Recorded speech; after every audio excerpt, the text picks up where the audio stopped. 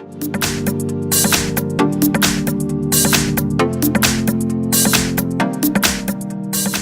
I've got KAZAM Tornado 350 and let me show you how to change the font size on the following device.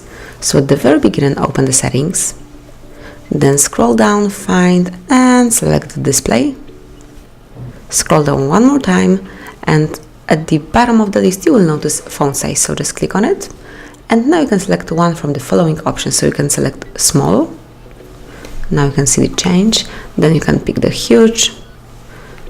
You will definitely not miss anything once the huge are on, large, or the standard, the default one, so it's normal.